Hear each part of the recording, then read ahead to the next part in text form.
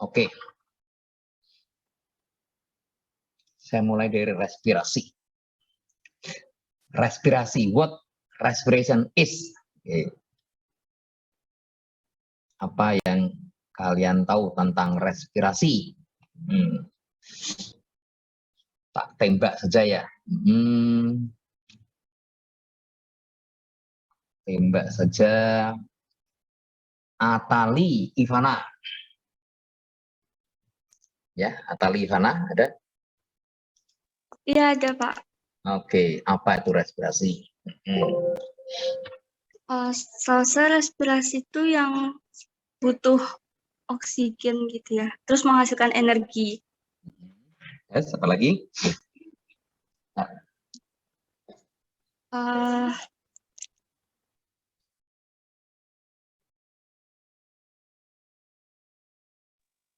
Energi sama CO2 bukan ya? Ada yang mau menambahkan? Natali? Ada yang mau menambahkan? Siapa?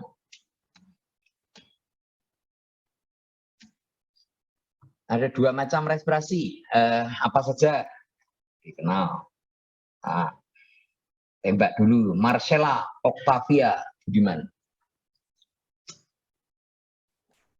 Iya Pak, sebenarnya. Ini salah nggak apa-apa. Respirasi aerob dan anaerob ya Pak? Bedanya apa tuh? Kalau yang aerob tuh membutuhkan oksigen, kalau anaerob nggak membutuhkan oksigen, kebalik ya? Seperti apa contohnya? Respirasi anaerob. Bentar Pak. Tembak saja, wong ini hanya saya menangkap apa yang ada di benak. Kalau anaerob tuh yang kayak fermentasi gitu ya Pak? Oke, ya. Oke, saya lanjutkan ya. Prinsip dari manajemen pasca panen. Manajemen berarti ada, kalian udah ngambil mata kuliah manajemen belum? Belum Pak. Belum? Belum Pak. Belum Pak. Oh, belum ya. Oke, manajemen itu nanti di semua disiplin, semua lini, semua tataran, baik sampai kerja, sampai hidup sehari-hari, rumah tangga, wah itu manajemen tidak akan pernah lepas. Di manajemen itu prinsipnya hanya 4. Perencanaan, pelaksanaan, evaluasi, dan koordinasi. Nah, jadi kalau manajemen pasca panen, berarti dia mencakup perencanaan, kapan dipanen, prediksi berapa banyak yang dipanen, siapa pemanennya, itu perencanaan. Pelaksanaan, kapan dilaksanakan, menggunakan alat apa saja. Kemudian evaluasi,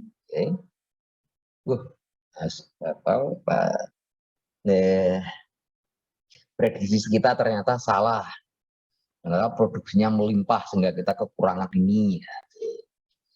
Maksudnya tidak hanya cukup dipanen tapi langsung disortasi. Nah itu evaluasi. Dan terakhir koordinasi. Dan siapa saja yang terlibat, peralatan, penyedia peralatan, tenaga kerja, dan sebagainya. Pokoknya 4 aspek kok. Perencanaan, pelaksanaan, evaluasi, koordinasi. Wes, jangan lupa itu. Manajemen rumah tangga ya gitu. Perencanaan keuangan, pelaksanaan. Perencanaannya api-api, pelaksanaannya wah duitnya kontak gue tuku pulsa, habis untuk pulsa. Ya perencanaan, pelaksanaan, evaluasi, dan koordinasi. Hanya 4 itu. Oke, arahnya ada 3. Product quality management. Mengurangi kehilangan.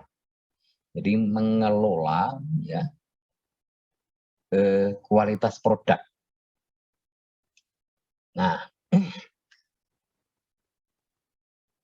seperti di kuliah sebelumnya, saya sampaikan bahwa pasca panen tidak dapat meningkatkan mutu produk. Bisanya adalah maintain, menjaga supaya tidak cepat rusak. Salah satu cara supaya tidak cepat rusak adalah disortasi, dipilahkan menurut ukurannya, menurut tingkat kemasakannya, dibersihkan, dicuci,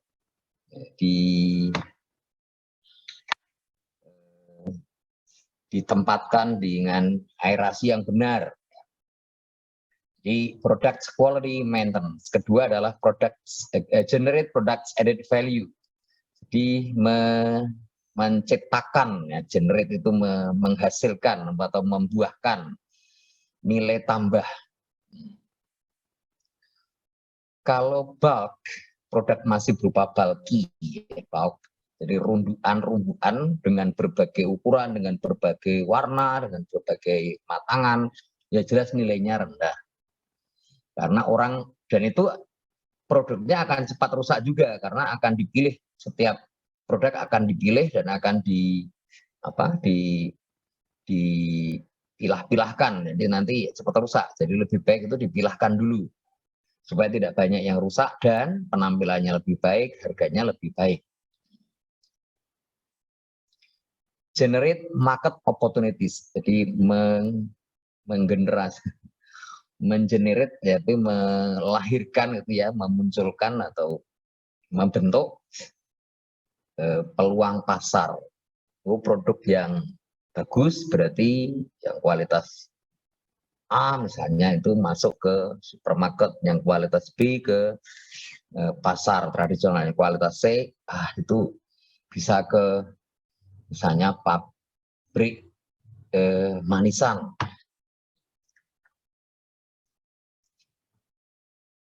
Kopi misalnya. Oke, ini main tembak saja ya, saya menunggu pikiran liar kalian ya. Kopi itu ada yang bagus ya, itu warnanya seragam. Jadi ketika sudah selesai panen, dibersihkan kulitnya, jadi tinggal kulit cangkangnya itu yang udah kering. Nah itu namanya green bean. Jadi kopi yang sudah dibuang kulit luarnya itu, kulit yang lembek itu, kemudian tinggal kulit cangkangnya di dalam itu. Nah itu namanya green bean. Nah green bean ini punya berbagai indikator ya, antara lain ukurannya seragam, besar-besar, tidak ada yang cacat, tidak ada yang patah, kemudian cukup tua, ya, sehingga warnanya tidak muda, tidak coklat muda, tetapi coklat lebih mengkilap. Ya. Nah, produk yang kualitas A itu yang ukurannya seragam, besar-besar ya, kemudian tidak ada yang cacat. Kemudian kualitas B itu ukurannya seragam, kemudian tidak ada yang cacat, okay. Mungkin ukurannya lebih kecil dari ukuran yang kelas A. Terus warnanya bisa nggak seragam, okay. Kemudian yang kelas C itu ukurannya bisa nggak seragam, warnanya juga mungkin nggak seragam, tapi utuh. Ya, paling kalau patah itu ya patah aja, patah jadi satu jadi dua, tapi tidak diserang hama. Kemudian yang kualitas D itu udah ukurannya nggak seragam, warnanya nggak sama, kematangannya juga nggak sama, tidak hanya patah tapi mungkin juga malah dimakan serangga. Ya, oke, bila dikelompokkan seperti itu, jadi kelas A, kelas B, kelas C, kelas D gitu ya. Saya menunggu saya memancing gitu ya. Nah, memancing pikiran liar kalian. Kopi ini ada yang diekspor, ada yang dijual dalam keadaan digongso, jadi tidak green bean ya, warna masih asli begitu, tapi digongso, disangrai, nah, disangrai sehingga warnanya berubah menjadi coklat. Kemudian ada yang dibuat kopi bubuk, jadi dijualnya tuh kopi bubuk itu ya. Dan ada yang dibuat kopi instan. Nah, jadi ada 4 macam kopi, kelas A, kelas B, kelas C, kelas D. Kemudian penjualannya, segmen pasarnya juga ada 4. Pertama adalah diekspor mentah, kemudian kedua di sangrai, dijual sangrai, jadi dalam bentuk sudah sangrean sehingga warnanya coklat merata itu ya.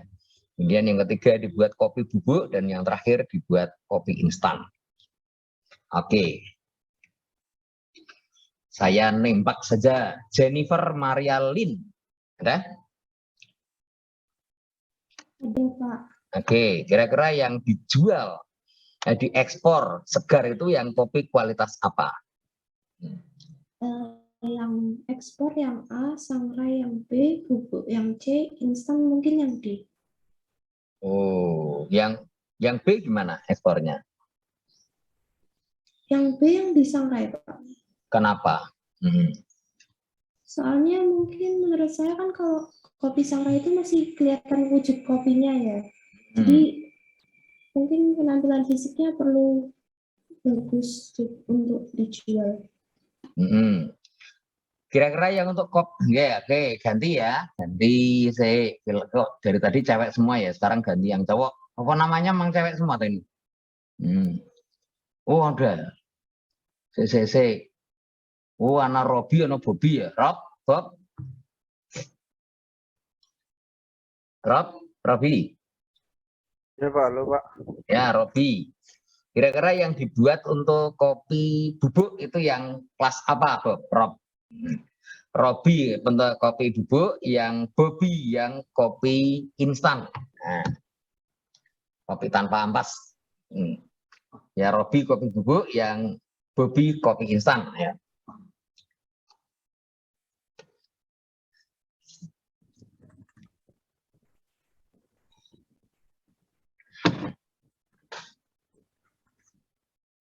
Ngerti alasannya apa? Ayo.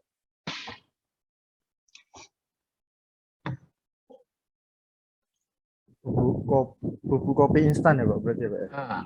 Enggak, ada 2 macam. Satu dibuat kopi bubuk, jadi nek beli itu kayak apa? Kapal api itu kan ada kopi bubuk itu kan. Nah, dan yang satu kopi instan. Nah, yang satunya lagi kopi instan itu yang seperti 3-in-1. Nah, kemudian yang lagi rame itu white coffee ya misalnya gitu. Nah, itu kan kopi instan, jadi kopi tanpa bubuk, jadi tanpa ampas. Jadi kalau dibuat kopi ya sudah ya nggak ada ampasnya itu. Langsung bisa diminum semua.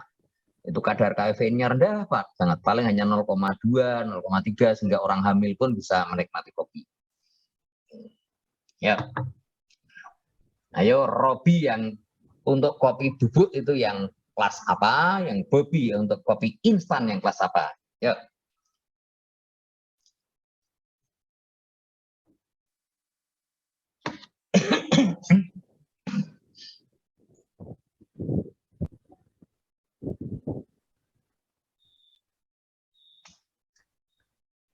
Nah, ini baru menangkap aspirasi kalian. Ya.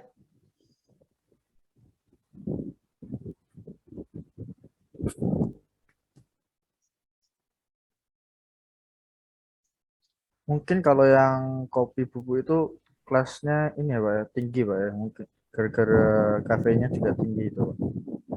Yang kopi bubuk yang kelasnya tinggi. Iya, A, B, C, D yang mana? A, B, C, D kelas apa? A Pak, kelas A. Kelas Pak. A. Iya Pak. Kalau yang kopi instan, Bob?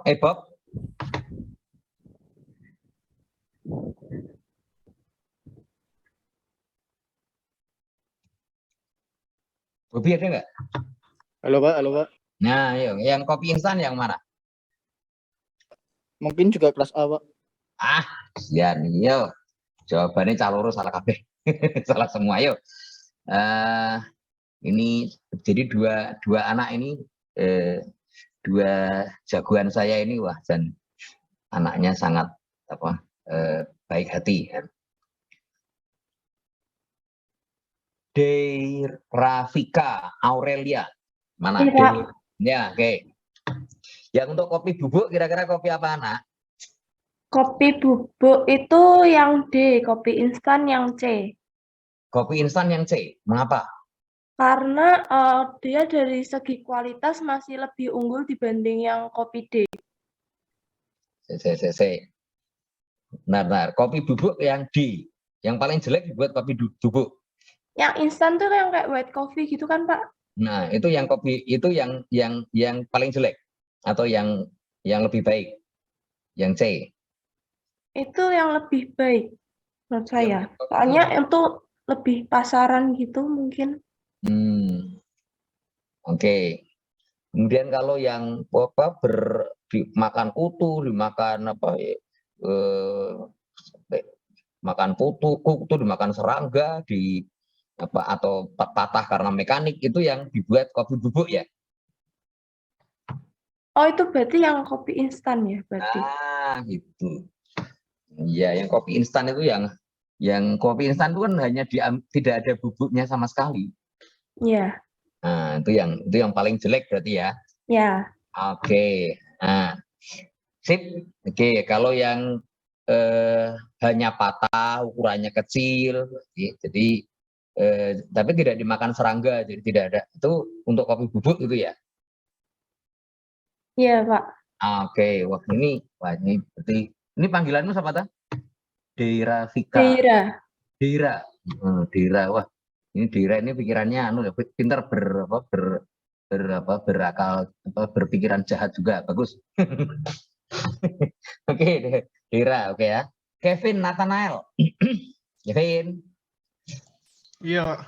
Oke, kalau yang dibuat kopi sangrai, itu dijual kopi sangrai, itu kopi yang kelas A, B, C, atau D? Itu yang B, Pak. B, kenapa? Karena masih bagus. Jadi kualitasnya pas dibuat sangrai itu juga tetap bagus, Pak. Berarti apa lagi? Udah, gitu aja. Ya paling kalaupun ada perbedaan hanya warna supaya nggak berbeda di gongso tadi ya, di sangrai kan bilang semua. Iya. Oke, gitu ya Bobby tadi, wah Bobby sama Robby itu anaknya manis semua itu, dan pikirannya terlalu lugu, belum liar. Ya Vin diajak berpikir nanti kan udah PTM ya, diajak liar. Ya kadang-kadang kita harus berpikir liar ya Bob ya. Ya, itu adalah to generate market opportunities. Jadi kopi yang jelek pun masih bisa digunakan supaya tidak meracuni konsumen, maka tidak dijual bubuknya tetapi diambil sarinya. Jadi yang kopinya yang suspensi kopinya saja yang diambil, tapi bubuknya jangan karena itu udah dimakan serangga. Itu berarti masih tetap bisa dijual kan, jadi masih punya segmen pasar ya. Nah itulah maksudnya to generate market opportunities, jadi masih ada peluang untuk memasarkan produk yang paling jelek sekalipun. Oke. Inappropriate post harvest handling. Product losses. Ya. Produk hilang atau berkurang itu karena secara fisik memang hilang atau secara biokimia itu udah banyak mengalami perubahan sehingga mutunya berubah. Mutu itu banyak macamnya. Ya. Penampilan juga bisa menjadi mutu. Jadi rasanya enak, kemudian sedap, tetapi penampilannya tidak menarik, nggak akan ada orang tertarik. Jadi penampilan juga bagian dari mutu.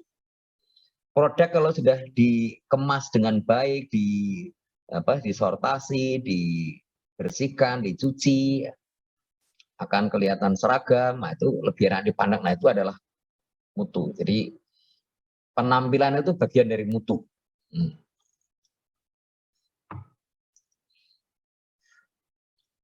Kemudian inappropriate post harvest handling, biaya panennya mahal dan keuntungannya rendah. Ya. dalam manajemen pasca panen itu memang berhadapan dengan masalah teknis fisiologi tanaman.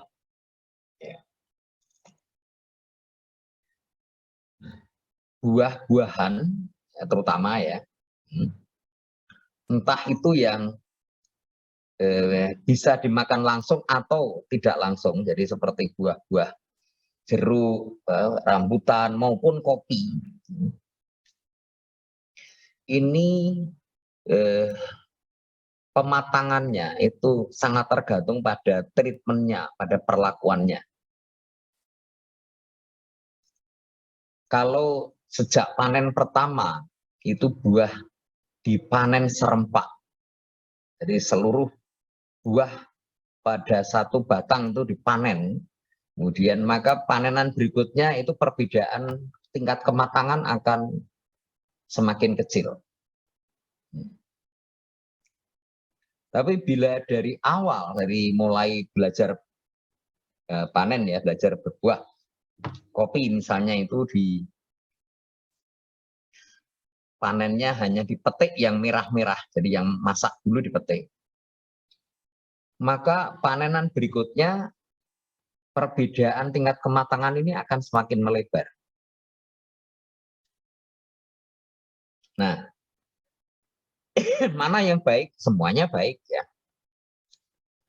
Jadi kalau memang harus dipanen sekali, biayanya bisa lebih murah, sekali panen habis, yaitu dipanen sekali. Tapi kalau misalnya itu untuk kepentingan yang lain, misalnya untuk menahan harga, maka misalnya alpukat kalau lagi musim itu malah harganya murah, maka udah dipanennya bertahap saja, yang matang dulu diambil. Oke, maka ini bisa akan panenan sampai bertahan 1 bulan atau perbedaannya bisa 2 bulan, 3 bulan, sehingga pada bulan-bulan berikutnya ini harganya sudah mulai naik karena tidak panen raya. Ya, di mangga misalnya itu kan ada yang kalau lagi musim panen seperti sekarang ini harganya murah sekali. Tapi kalau dipanennya itu serempak ya, maka berikutnya perbedaan antar umur panennya akan kecil, sehingga itu ya harus dipanen serempak juga.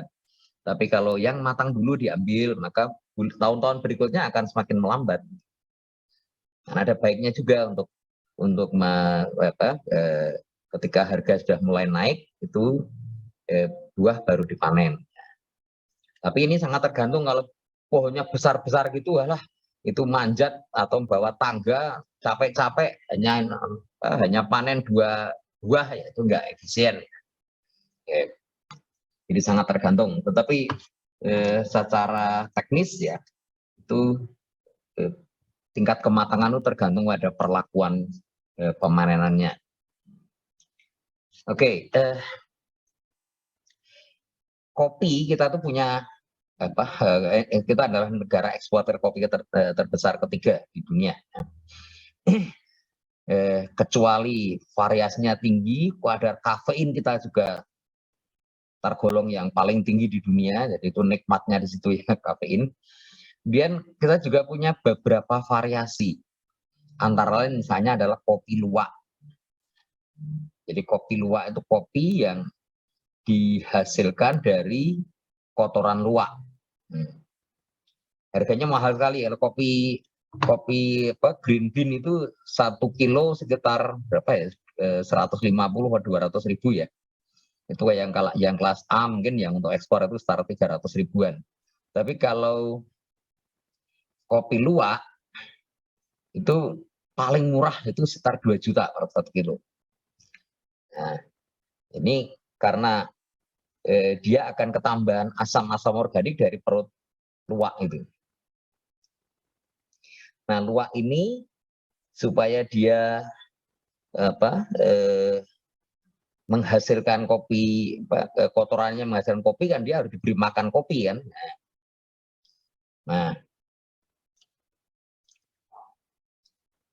Di samping dia juga harus makan makanan yang lain supaya asam lambungnya juga tinggi ya. Kebutuhan dia kan termasuk binatang nokturnal, jadi dia juga makan bahan-bahan organik lain ya, atau makhluk hidup bernyawa lain itu untuk supaya bahan organik asam organik di dalam lambungnya cukup tinggi.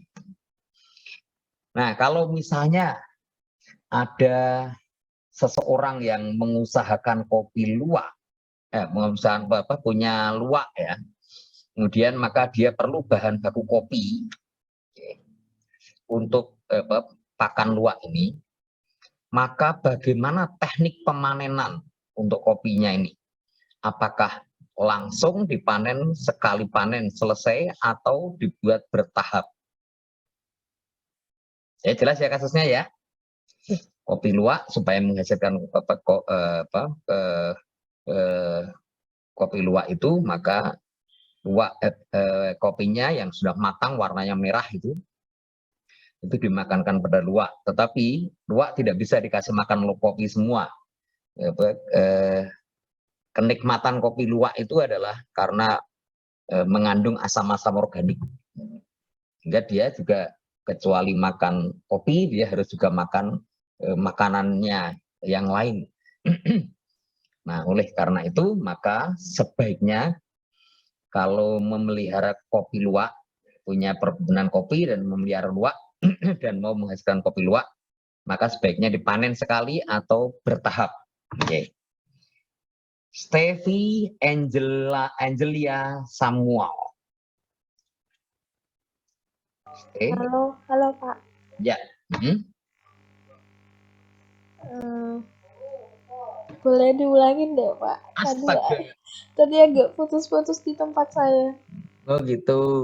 Kalau Steffi ini misalnya, Steffi ini aslinya mana, Nak? Dari Pontianak.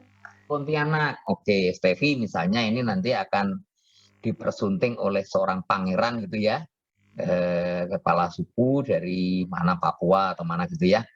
Kemudian punya perkebunan kopi. Kemudian, Bang, kita harus jual kopi yang mahal, Bang. Gimana caranya? Kita buat kopi luwak gitu. Nah, kopi luwak itu caranya gampang aja. Di sini kan banyak luwak. Nanti luwaknya dikasih makan kopi. Nanti kotorannya akan jadi kopi luwak. Tetapi kalau dikasih makan kopi semua ya nanti asam organiknya nggak banyak, Bang. Jadi paling ya dikasihnya 50% lah gitu. Nah, supaya mendapatkan kopi luwak yang baik, berarti kan tidak hanya dikasih makan kopi aja. Nah, oleh sebab itu maka panenan kopinya, Steffi, ini dipanen sekali atau bertahap? Mungkin bertahap Pak. Kenapa bertahap?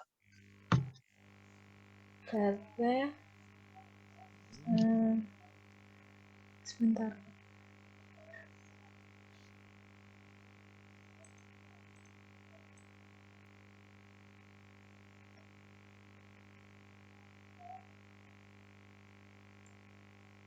Kenapa bertahap?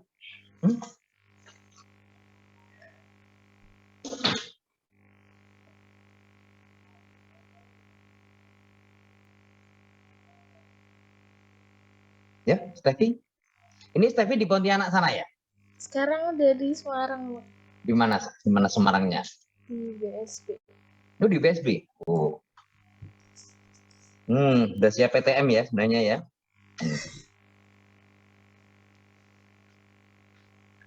Ada banyak temannya yang dari Kalimantan, Nak? Yang saya tahu cuma satu orang, Pak. Cuman Steffi aja? Sama Atali. Oh, itu yang di teknologi pangan ya? Iya. Fakultas lain? Fakultas lain kurang tahu, Pak. Banyak kok yang kakak kelasmu dari Kalimantan. Ya, kenapa bertahap? Mungkin karena kan mau dapat kualitas yang baik ya, Pak. Ya dilakukan secara bertahap supaya dapat yang terbaik. Ya, camping itu juga produksinya kan memang harus bertahap juga ya. Oke. Dah. Steffi sama siapa lagi ya tadi? Yang dari Kalimantan siapa? Kecuali Steffi siapa? Gimana, Pak? Kecuali Steffi yang dari Kalimantan siapa lagi? Kecuali Ya, teman Steffi yang dari Kalimantan tadi siapa? Atali, Pak. Utari, Atali. Asari di sini di TP ini juga. Iya, Pak. Astari ada nggak? Atali. Apa? Natali. Atali. Atali tadi. Iya, Atali tadi. Oke, Atali. Ya, Atali Ivana itu ya. Iya, benar. Hmm. Ya, ada kakak kelas kalian yang angkatan berapa ya? 2019 ya? Itu Leoni namanya. Pinter banget IP-nya tuh 3,9 berapa. Nanti mudah-mudahan Steffi dan Atali juga ya.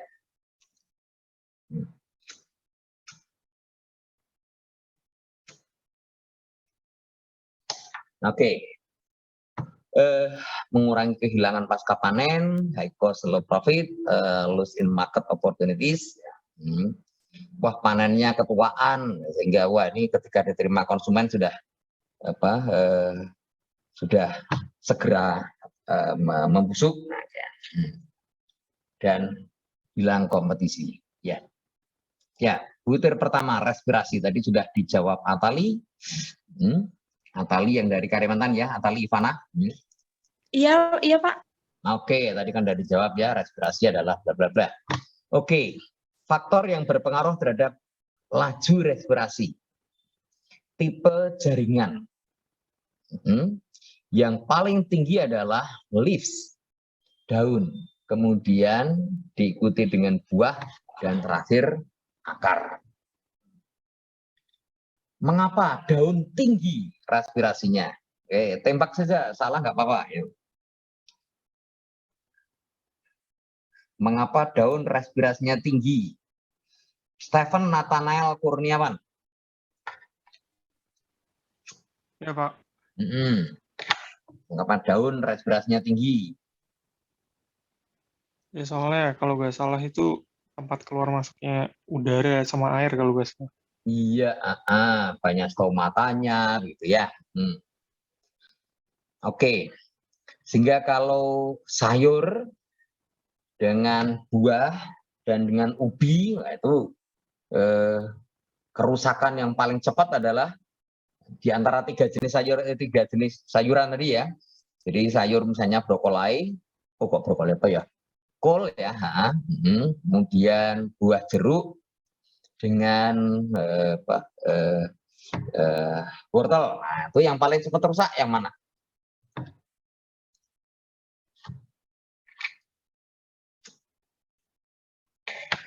Yang paling cepat rusak karena karena respirasi yang mana? Stephen. Yang paling cepat rusak. Tadi apa, Pak? Daun ya, Pak? Misalnya daun kol, misalnya atau daun seledri, gitu. Seledri, buah mangga dan karet apa ya? Wortel. Nah, yang paling cepat rusak yang mana? Seledri kayaknya. Seledri. Iya. Oke. Product size, the bigger the size, the respiration rate per unit will be higher, but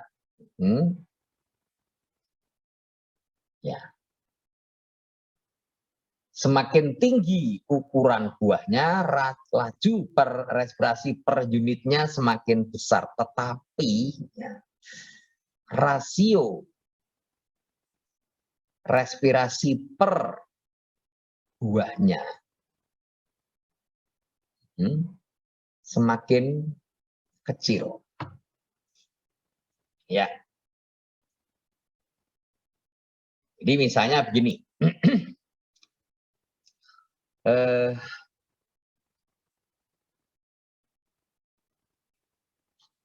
Apa contohnya ya? Gabriela Ines ada nggak?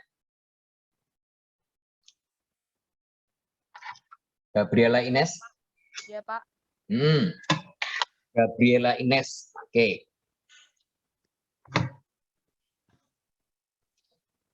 Gabriela Ines misalnya punya mangga yang satu mana lagi, ada 2 macam mangga ya, yang satu mana lagi, yang satu mangga siem. Mana lagi kan besar-besar gitu ya. Yang siem itu relatif kecil. Sehingga sama-sama 1 kilo, mungkin mana lagi hanya berisi 3, siem berisi 5. Nah.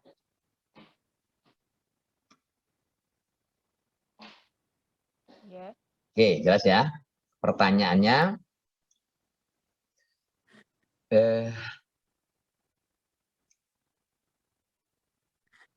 laju respirasi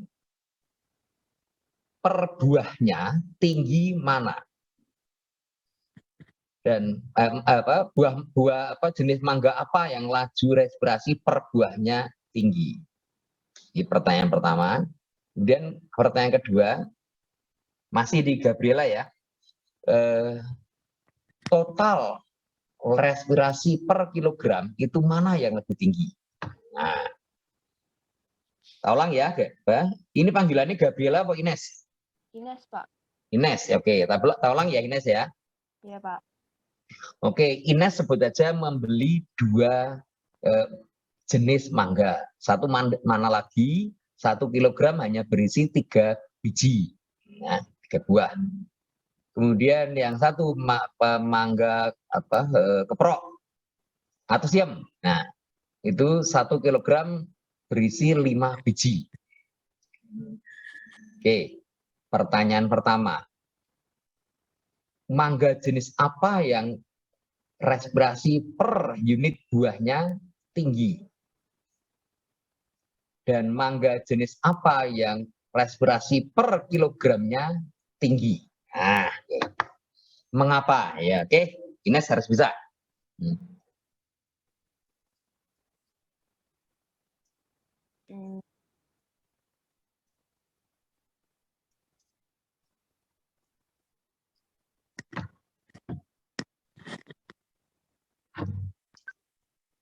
Kalau yang laju reaksi itu yang sorry. Ya gimana, Nak? Yang per buah yang tinggi yang mana? Mana lagi apa siem?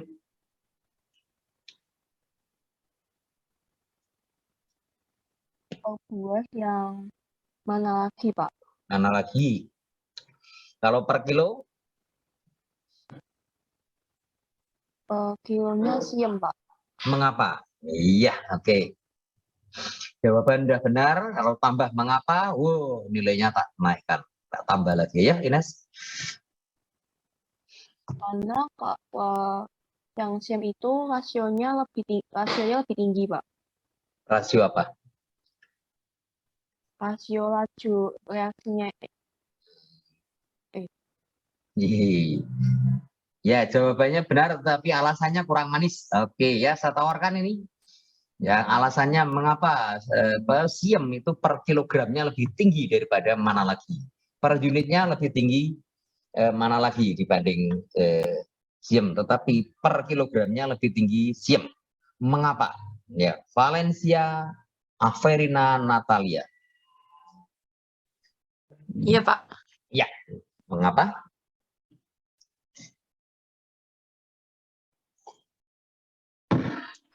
Mungkin kalau total per kilonya siam itu karena lebih banyak kali ya, Pak. Karena kan mana lagi itu kan lebih besar toh. Jadi kan 1 kilonya bakal dapat kurang lebih paling 2 atau 3.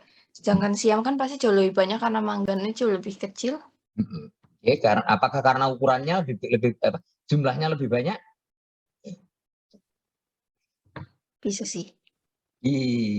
Apa alasannya yang paling pas? Bukan jumlahnya, tapi apanya? Ya, Ukurannya ya, Pak? Ukurannya ya? Ukurannya, maksudnya ukurannya apa? Karena kan mana lagi itu kan jauh lebih besar kan ukuran mangganya. Maka? Jadi kayaknya sih per unitnya jelas lebih besar karena ukurannya lebih besar gitu ya. Iya. Nah, Iya. tapi per kilogramnya lebih kecil dibanding siam. Nah, kenapa? Siam malah lebih besar. Kenapa? Kalau jawabannya ukuran salah, berarti bukan ukuran. Nah, jadi apa? Faktornya bukan ukuran. Kira-kira apa ini?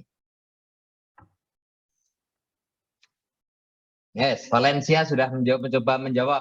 Walaupun nggak pas, tak kasih kesempatan yang lain. Ivan Wijaya. Ya Pak, Yo, kenapa Le? kalau menurutku yang siam itu total volumenya lebih tinggi dipengaruhi sama rasionya Pak. Soalnya kan kalau buahnya semakin kecil itu laju respirasinya lebih lambat tapi rasionya lebih tinggi. Rasio apa ini? Rasio laju respirasinya tiap buahnya itu. Itu bukan rasio laju respirasi, tapi ya ada yang mencoba memperbaiki bukan rasio laju respirasi, tetapi apanya ya?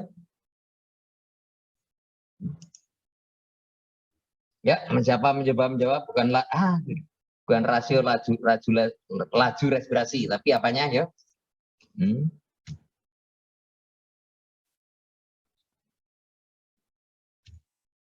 Tak buka ya. Siapa saja tak buka.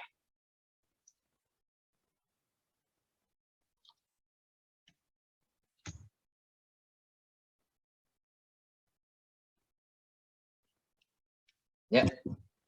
Saya ingin mencoba, Pak. Silakan. Jadi kalau menurut saya itu karena yang tadi yang siam ya Pak, yang 3 itu ya Pak. Yang 3 mana lagi dong? Oh ya, yang 3 mana lagi? Jadi kalau yang mana lagi itu kan tadi semakin besar buahnya, semakin besar rate respirasinya, tetapi semakin kecil rate respirasi per volumenya. Jadi karena yang ya alasannya ini siapa nih yang jawab? Henry Pak. Henry itu mana? NIM-nya berapa? I10046. 46. Waduh. Henry Tan gitu ya? Iya Pak. Oke, yang benar adalah per volume dan juga luas permukaannya ya. Semakin kecil maka total permukaannya semakin besar karena yang berhubungan langsung dengan udara kan permukaan kan. Oke. Lanjut ya. Stage of development. Younger leaf, the respiration rate of the younger leaf is faster than the older.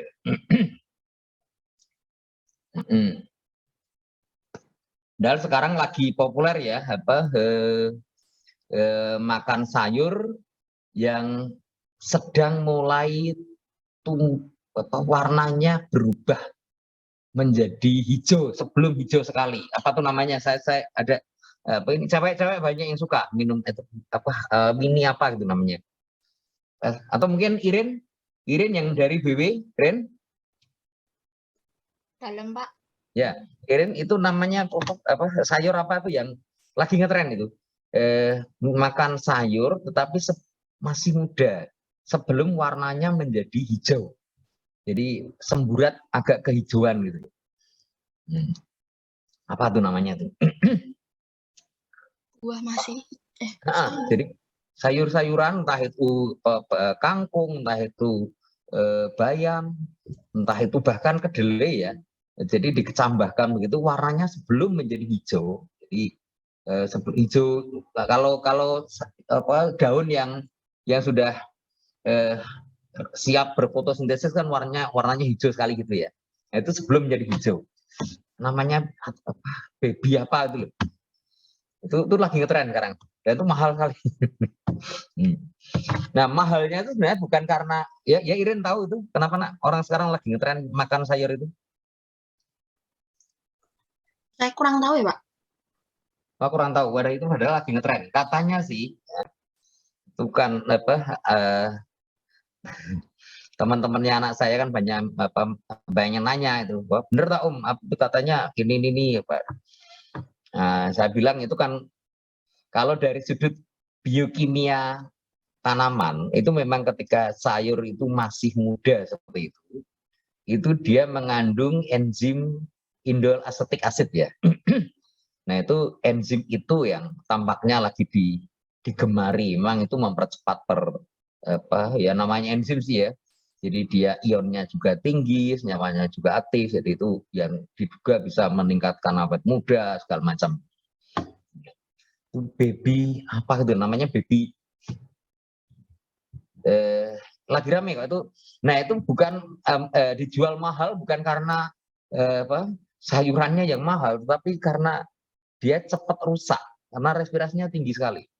Nah dia harus dikurangi respirasinya, dan untuk mengurangi respirasinya itu harus pada temperatur rendah dan dia harus kedap udara supaya tidak banyak oksigen masuk. Nah, sehingga respirasinya hanya terhambat saja. Kalau berhenti ya dia kalau respirasinya oksigennya dikosongkan ya dinolkan, misalnya dibungkus rapat begitu, apa yang terjadi?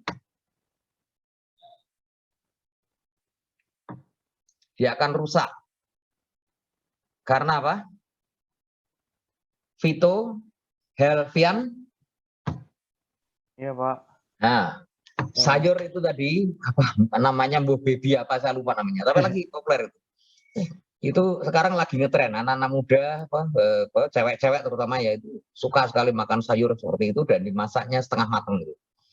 Banyak temannya anak saya nanya gitu, apa memang sehat? Saya nggak tahu itu sehat apa tidak. Yang jelas itu masih banyak mengandung enzim IAA ya, indol asetik asid. Ya, IAA memang tahun 50-an itu sudah populer, itu digunakan untuk treatment, memang terapi ya, antara lain ya supaya awet muda segala macam. Oke. Nah, harganya mahal sayur itu bukan karena harga sayurnya yang mahal, karena harga sayurnya masih murah ya. Tetapi biaya pengemasannya dan penyimpanannya yang mahal. Ya. Nah, antara lain dia itu harus tetap bisa berespirasi, cuman harus lambat. Karena kalau respirasinya cepat dia nanti berubah menjadi hijau, nanti sama saja dengan makan daun hijau seperti kambing ya. Jadi dia supaya jangan berubah menjadi hijau. Nah, tetapi jadi supaya tidak berubah menjadi hijau, maka respirasinya harus dihambat. Tapi tidak boleh berhenti. Apabila respirasinya berhenti, maka apa yang terjadi? Ayo, Vito. Ison jawab, Jos. Oke. Mungkin kalau respirasi berhenti jadi kayak layu gitu ya, Pak? Atau gimana?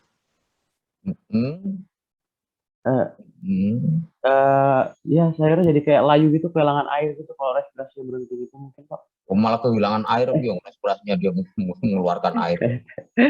Apa ya, Pak? Ayo Irin harus tahu ini anak beauty ya. Ayo Irin.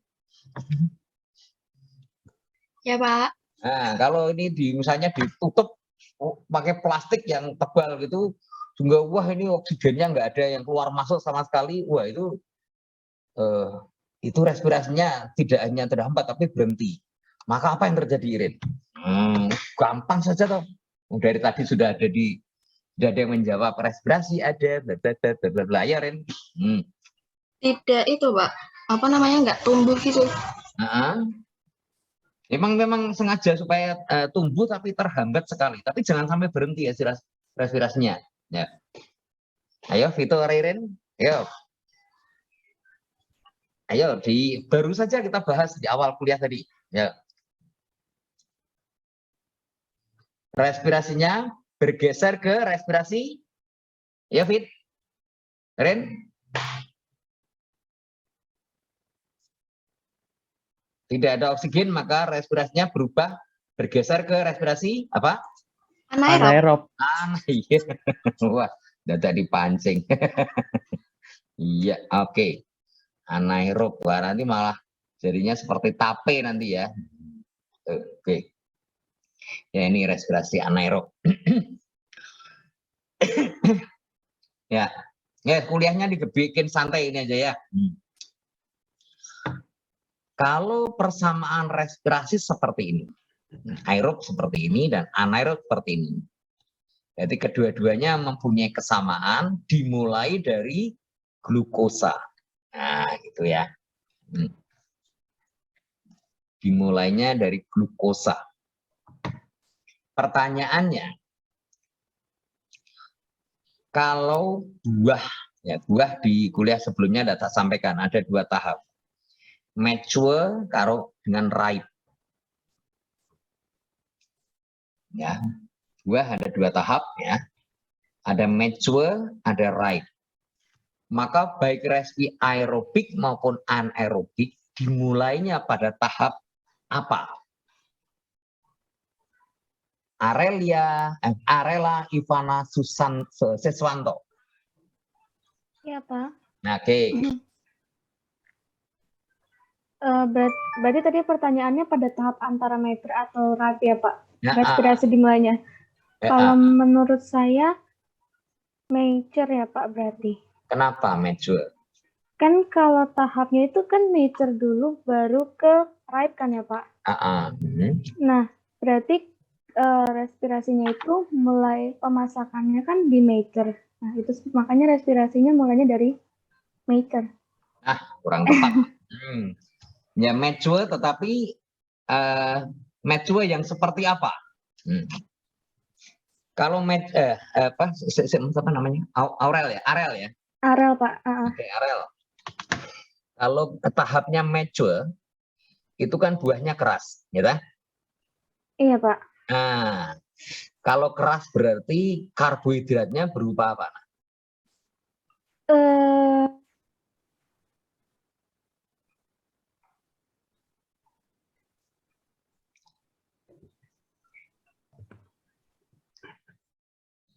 Karbohidratnya berupa apa? Keras.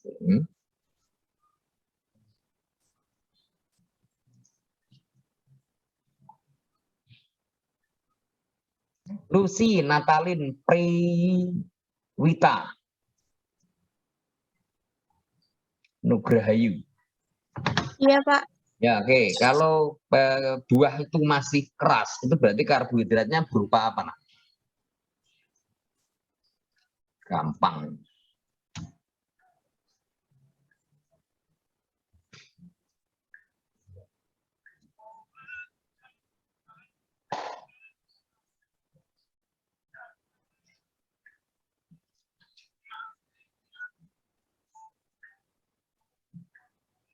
Ya, berupa apa?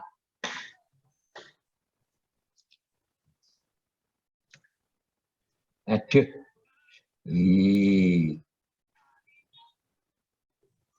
Ayo, Lucia, Natalin, Nugrahayu. Nugrahayu betul ya? Iya, Pak. Ya, karbohidratnya berupa apa? Glukosa mungkin. Glukosa ya udah lunak, berarti dia masih berupa pati ya.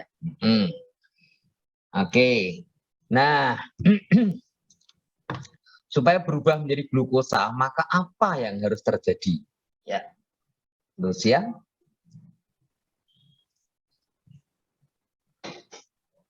Jadi ketika masih mature tadi, yang dikatakan Arel tadi, ketika masih mature berarti dia masih berupa pati. Jadi belum bisa berespirasi. Jadi ketika sudah mulai ada yang berubah menjadi glukosa, nah itu baru respirasi baru berlangsung ya Arel ya. Iya, Pak. Maka dia harus berubah dulu menjadi glukosa. Pertanyaannya, bagaimana pati bisa berubah menjadi glukosa? Gampang sekali ya.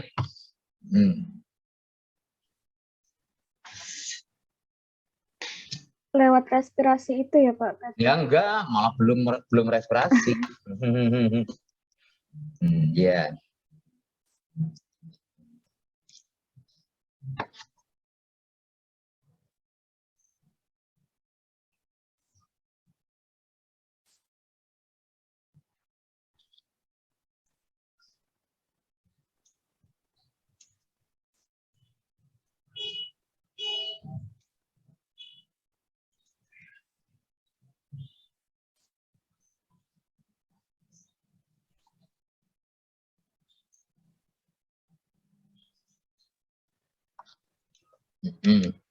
Gampang ya, oke. Ya oke lah, ini kira-kira reaksi apa ini, Lucia?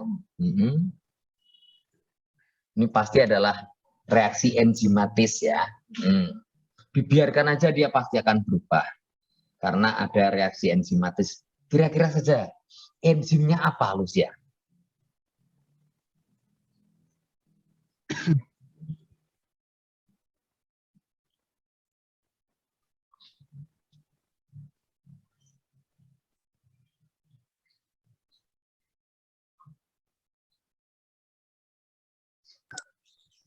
Amilum bukan ya? Iya, oke. Wah, pinter ya. Oke, amilase. Namanya enzim masih amilase. Nah, amilum itu namanya senyawanya ya. Oke, ya. Oke. Oke, berikutnya.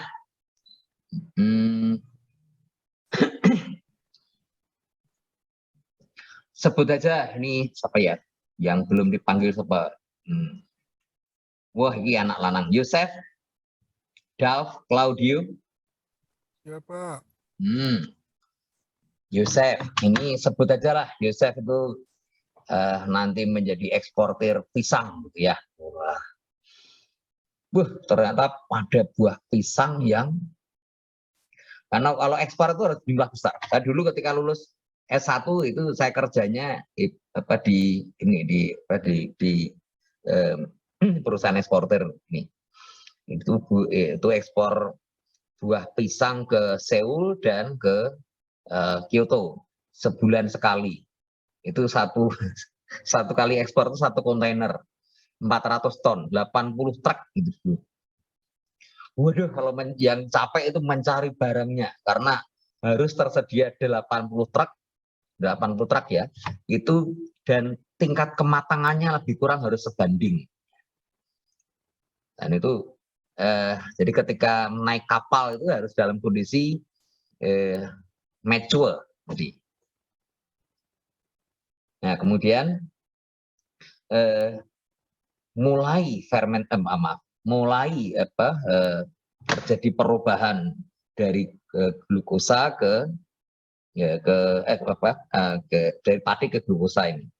Sehingga nanti waktu itu ya itu perjalanan dari pelabuhan Semarang sampai di Seoul itu ya kurang lebih seminggu.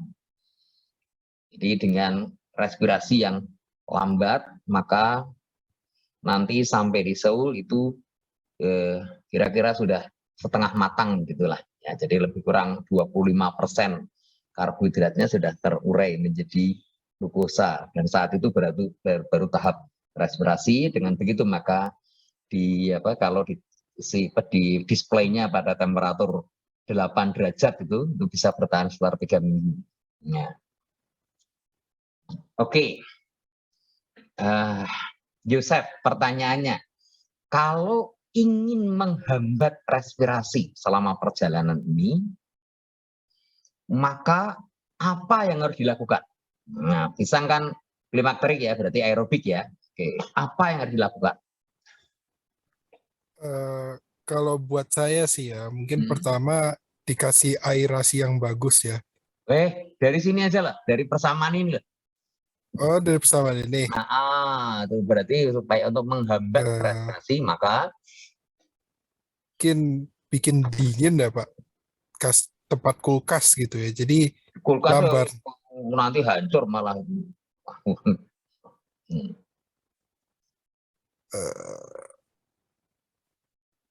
Diganti kan barusan apa yang dari aerobik ke anaerobik itu?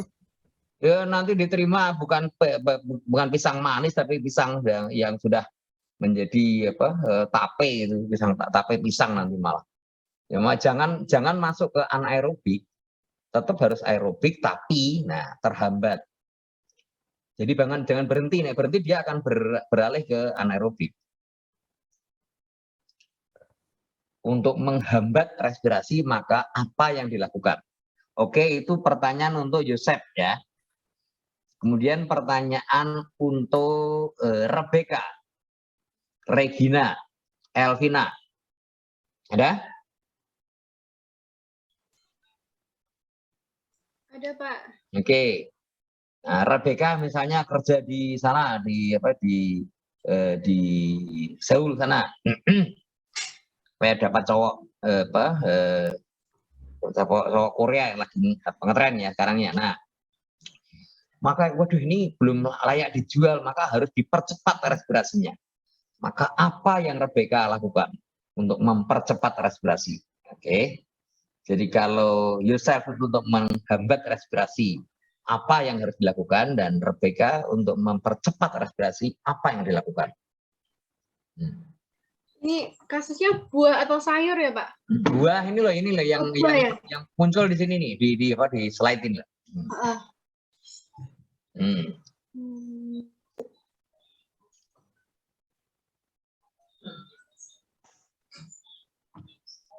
Mungkin kalau nggak salah mungkin ditambahin glukosnya, Pak. Tambahin glukosnya gimana? Suntik gitu. Diinjeksi glukosa gitu. Atau kalau enggak disimpan yang di tempat yang banyak udaranya. Jadi angin-angin gitu. Supaya bisa lebih cepat respirasinya.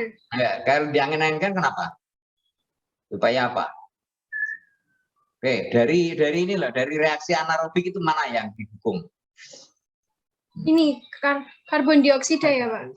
Karbon dioksidanya kenapa? Kan jadi kena banyak masuk kalau diangin-anginkan. Lu malah harus dimasukin karbon dioksida. Oh, keluar ting? Oh, jadi ini banyak oksigen yang masuk terus keluar karbon dioksidanya. Iya, begitu karbon dioksidanya terbentuk akan segera di bawah angin ya, sehingga karbon dioksida di sekitar buah itu akan rendah, gitu kan? Oke. Air yang uap air yang terbentuk di permukaan kulitnya juga akan segera menguap. Nah, itu kan. Oke, good ya. Oke, ya, Rebecca, oke, udah menjawab ya. Yo, Joseph, untuk menghambat diapakan ini? Mungkin kita kurangin kerusakan mekanis gitu, karena itu kan salah satu yang mempercepat gitu, Pak. Gimana kalau kerusakan mekanis hubungannya apa tuh? Kan kalau sudah dikemas, sudah dikirim gitu kan, kalau ada kerusakan mekanis ya sudah risiko, tapi nggak bisa dikurangin lagi. Kita hanya jangan sampai ada kerusakan mekanis lagi. Tapi hubungannya dengan respirasi apa tuh? Bukan maksudnya permukaannya lebih besar. Joseph tidak nyambung kayaknya nih. Oke, Joseph Abi, Shalom Haris Purnama. Ayo, ini Joseph belum nyambung ini. Masih di luar connect. Joseph Abi yang baru WA saya tadi ya. Joseph, Joseph Abi nggak hadir ya? Bro, ini Joseph, ini Joseph harus dibantu ini. Joseph masih melayang-layang ini. Clara Ayu Widya, ya, Clara ada? Ada. Oke, ya, gimana menghambat respirasi, yuk. Kalau nggak salah itu kan tumbuhan itu kan butuh udara O2 dan CO2. Ini sudah ada di sini. Nih, kayak kalian kelihatan nggak ini? Aerobik, glukosa tambah oksigen jadi karbon dioksida tambah air tambah energi. Kelihatan nggak? Iya, Pak. Sorry. Butuhnya O2. Butuhnya kan O2. Cara menghambatnya itu mungkin bisa ditaruh di ruangan yang tertutup sama anti udara, jadi menyebabkan tumbuhannya itu terhambat gitu. Tumbuhannya terhambat? Ini kasusnya pisang kok tumbuhan. Pisangnya terhambat, Pak. Pisangnya terhambat ini. Ditaruh di ruangan yang tertutup gitu, di tempat yang tertutup gitu, Pak. Wah, itu oksigennya tetap tinggi. Ya, itu dia dikemas bukannya di ruangan ya, tapi di peti gitu ya. Di box, gitu, di box. Tapi Kalau menghilangkan oksigen itu nggak gampang, bisanya dihisap udaranya. Tapi biasanya nggak begitu, tapi untuk mengurangi oksigen itu ditambahkan nitrogen gitu. Atau ditambahkan CO2. Nah, kalau ditambahkan CO2 dia terhambat nggak respirasinya? Enggak. Enggak. Iya, enggak. Iya kan? Sebentar Pak, kok tiba-tiba. Terhambat Iya atau Pak. tidak? Iya atau tidak? Apa tidak Iya. atau tidak? Hah? Terhambat. Terhambat. Kenapa? Karena kan karbon dioksida itu, karena kan butuhnya kan O2-nya ya Pak, bukan karbon dioksidanya. Ya. Karena karbon dioksida itu apa? Kenapa? Dalam reaksi ini, dalam reaksi respirasi karbon dioksida itu apa? Karbon dioksidanya itu soalnya yang Menjadi hasilnya bukan sih Pak? Iya, menjadi hasilnya. Oke. Maka ketika karbon dioksidanya ditambah, respirasinya menjadi lebih cepat atau lebih lambat? Yosep? Jadi tambah lambat, Pak. Nah, lambat lah gitu, malah dilukai. Nggak kepikiran, Pak. Kalau misalnya disimpan di tempat yang dingin, ini lebih lambat atau lebih cepat? Yosep, Lebih lambat, Pak. Kenapa? Karena ya reaksi itu kan emang lebih lambat ya kalau dingin ya. Jadi pikirannya itu kemana-mana ini. Oke. Kalau di tempat yang dingin, oke. Respirasi adalah glukosa tambah oksigen menghasilkan karbon dioksida, air dan energi. Kalau temperaturnya, jadi energi berarti panas ya dalam bentuk ATP itu, jadi akan menghasilkan panas. Terus kalau disimpan di tempat yang dingin, misalnya pada temperatur 10 misalnya dibanding dengan yang temperatur 30 ruang, maka mana yang respirasinya lebih lambat? Angela Geraldine. Iya, Pak. Yang mana, Ans? Yang dingin. Apa? Yang dingin. Kenapa lebih lambat? Tadi satu lagi apa, Kak? Loh, iya. Di tempat disimpan di tempat berapa? Temperatur 30 derajat. Suhu ruang ya, yang satu 10 derajat. Oke. Mana yang lebih lambat respirasinya? Padahal hasilnya energi loh. Yuk.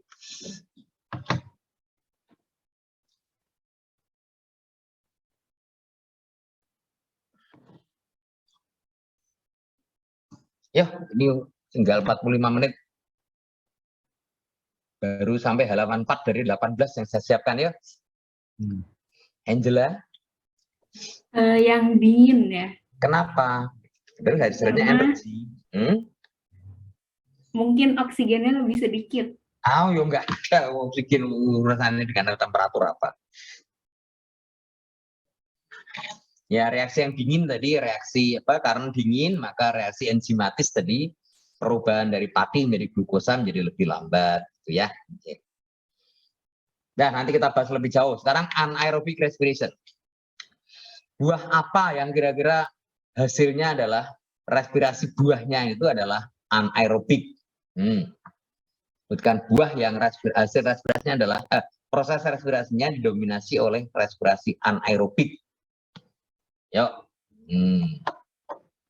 Bukan macam buahnya. Oke, harusnya sih anak-anak Kalimantan tahu ini. Steffi harus tahu ini. Ya, Steffi.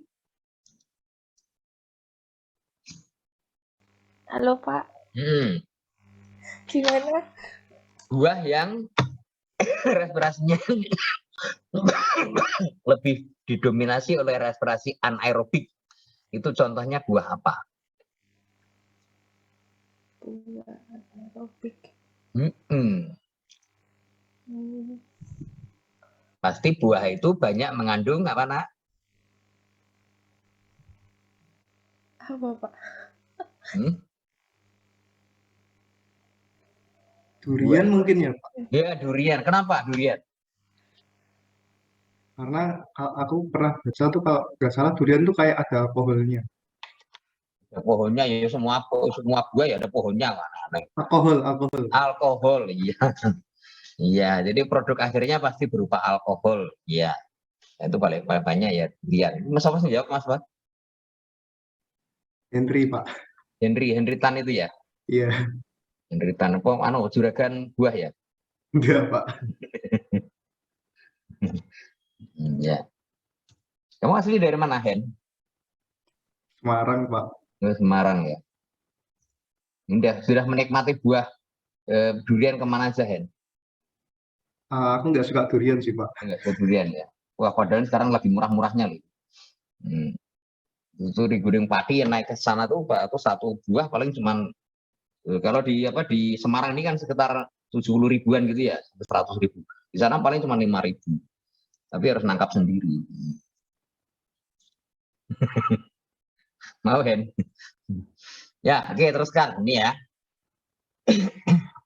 Buah ada dua macam. Klimakterik itu cirinya gampang. Klimakterik itu ketika dipanen dari keadaan mature. Maka ketika dibiarkan atau diperam, atau kalau nggak usah diperam, dibiarkan aja. Nanti sekian hari akan matang, akan ripe. Tapi kalau non klimakterik itu harus dipanen dalam keadaan ripe. Kalau dipanen keadaan mature ya dia akan selamanya mature ya. Nanti paling garing ya, kering. Ya. Non klimakterik itu contohnya adalah rambutan gitu ya, semangka. Nah, prosesnya adalah secara grafis digambarkan seperti ini. Respirasinya untuk klimakterik ini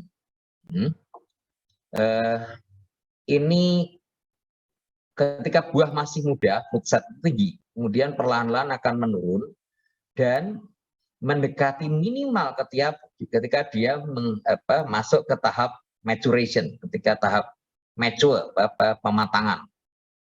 Jadi penuaan, bukan pematangannya.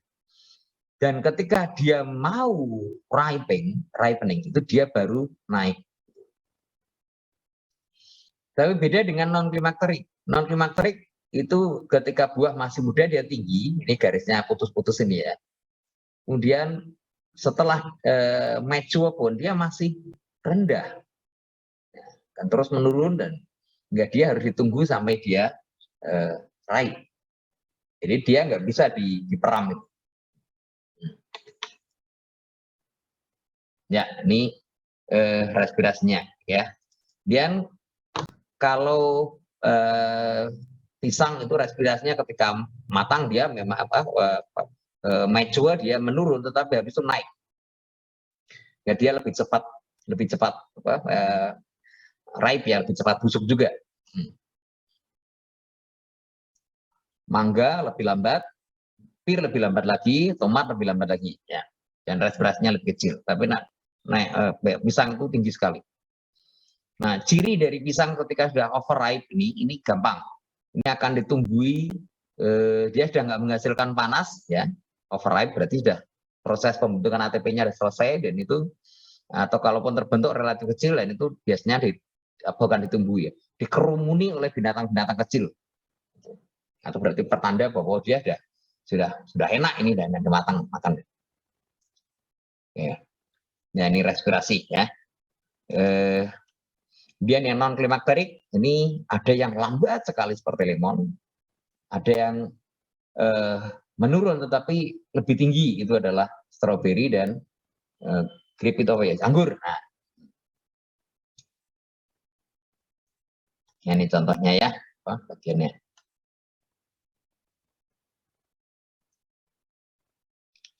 Oke, ini contoh-contoh produknya. Dihafalkan aja. Oke, kemudian ini kasus lain lah. Ini secara prinsip ini hanya menghafalkan aja. Nah, faktor affecting. Oke, jadi dikatakan oleh Yosef tadi benar bahwa ketika dia terluka maka respirasi akan cenderung lebih cepat. Temperatur sesuai dengan reaksinya tadi. Temperatur yang semakin tinggi respirasinya semakin cepat atau semakin lambat?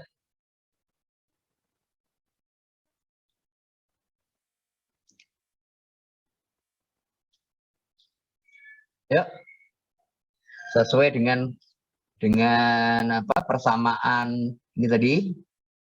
Kalau temperatur semakin tinggi, maka respirasi semakin cepat atau semakin lambat? Cepat. Cepat, oke ya. Nah, gampang ya. Kemudian tadi berapa sih? 11 ya. Komposisi atmosfer. Kalau ingin mempercepat respirasi, maka komposisi atmosfernya lebih dibanyakin yang mana? Oksigennya ya, Pak. Oksigennya, iya. Kalau ingin melambat, dibanyakin CO2-nya, Pak. Iya. Oke, kemudian ada satu lagi, itu bahan ajaib. Itu etilen. Etilen itu adalah enzim tetapi bukan enzim, hormon tapi dalam bentuk gas. Ya, itu akan muncul ketika etilen CO2 itu diproduksi sampai jumlah tertentu, maka akan muncul etilen. Semakin tinggi etilen maka respirasinya semakin cepat. Kemudian adanya hambatan fisik, jadi wax itu lilin ya. Nah, sebenarnya semua buah itu dilengkapi dengan lilin. Jadi ketika masih muda warnanya keputih-putihan itu pertanda lilin. Kemudian semakin besar harusnya lilin itu selalu melingkari, menutupi oleh permukaan buah itu. Tetapi karena manusia itu begitu kreatifnya, kadang buah itu ukurannya lebih besar dari pertumbuhan buahnya tidak seimbang. Jadi ada bagian yang lebih cepat, bagian sana lebih lambat. Nah itu lilinnya akan pecah, hingga akan ada robekan di sana, sehingga tidak semua permukaannya tertutup lilin. Nah, hingga kadang dengan treatment direndam walaupun hanya berapa detik ya, 5 detik misalnya pada temperatur 55 derajat, yaitu temperatur di mana lilin meleleh, itu sudah menghambat proses pembusukan atau bisa memperpanjang umur simpannya karena lilinnya lebih merata tadi. Jadi dengan dicelupkan di air panas, maka lilinnya akan meleleh dan itu akan menutup semua permukaannya hingga menghambat respirasi. Kecuali lilin bisa ditambahkan dengan plastik film ya, buatan ya. Nah, temperatur ini semakin tinggi temperaturnya, maka ritme respirasinya semakin cepat. Ya, oke, itu respirasi. Jadi respirasi adalah peruraian dari perubahan adalah peruraian dari karbohidrat menjadi karbon dioksida dengan energi dan air. Berapa jumlahnya dan bagaimana reaksinya kita pelajari minggu depan. Minggu depan adalah minggu paling berat karena banyak belajar seluler. Ini kita masih santai-santai aja dulu karena habis libur panjang ya Rob. Habis libur panjang ya kita santai-santai dulu lah. Yosef ya. Yosef masih belum connect kok. Iya, Pak. Minggu depan kita mulai tegang ria dengan analisis seluler. Ya, kita tinggalkan respirasi, kita masuk transpirasi. Sama-sama menghasilkan air, bedanya kalau respirasi itu airnya adalah dari reaksi kimia, peroleh karbohidrat. Kalau transpirasi itu air yang tersimpan di dalam buah. tapi berada di luar sel itu menguap. Jadi buah basah itu airnya tersimpan di dua bagian. Pertama di dalam sel, biasanya tidak berbahaya itu. Kemudian yang kedua di luar sel. Nah ini ketika kalau transpirasi adalah keluarnya air dari luar sel ini. Apakah nanti apakah bila transpirasi berlangsung terus-menerus nanti akan tidak menghisap air dari bagian dalam sel? Oh bisa, karena prinsipnya kan kesetimbangan. Ya, di sana ada plasma. Ketika air di luar sel ini menguap, maka tekanan turgor, tekanan air di luar sel akan rendah. Sementara di dalam sel itu kadar airnya tinggi, tekanan turgornya tinggi, maka karena dinding plasmanya ini permeabel, maka perlahan-lahan air di dalam sel ini akan keluar juga. Dan begitu keluar juga bisa mengalami transpirasi lagi. Jadi transpirasi juga proses keluarnya air, cuman bukan karena reaksi kimia atau biokimia dari karbohidrat menjadi CO2 dan air dan energi, tetapi karena memang airnya yang menguap karena temperatur atau karena angin.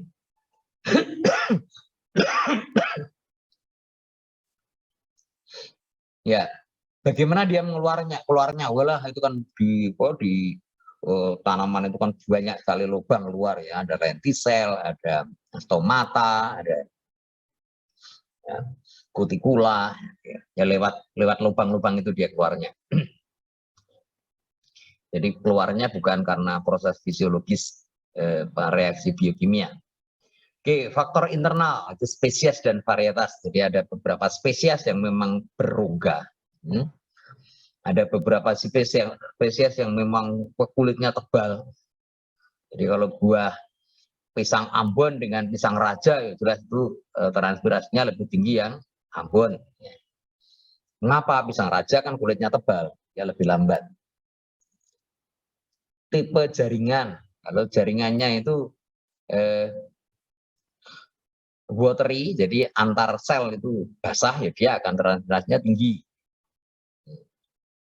Kemudian integritas, ya, and sanitary products, integritas itu berarti semakin padat atau semakin rendah kadar airnya, ya maka transpirasinya semakin rendah pula.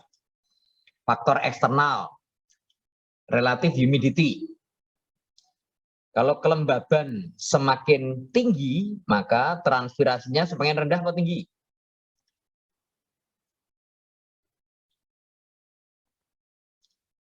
Kelembaban semakin tinggi, jadi kelembaban udara di sekitar buah atau sayur ini tinggi, maka transpirasinya semakin rendah atau semakin tinggi? Rendah, Pak. Rendah, iya. Transpirasinya semakin rendah, tapi respirasinya gimana? Siapa yang jawab tadi? Saya, Pak, tadi. Apa? Bayu, Pak. Apa? Bayu, Pak. Bayu.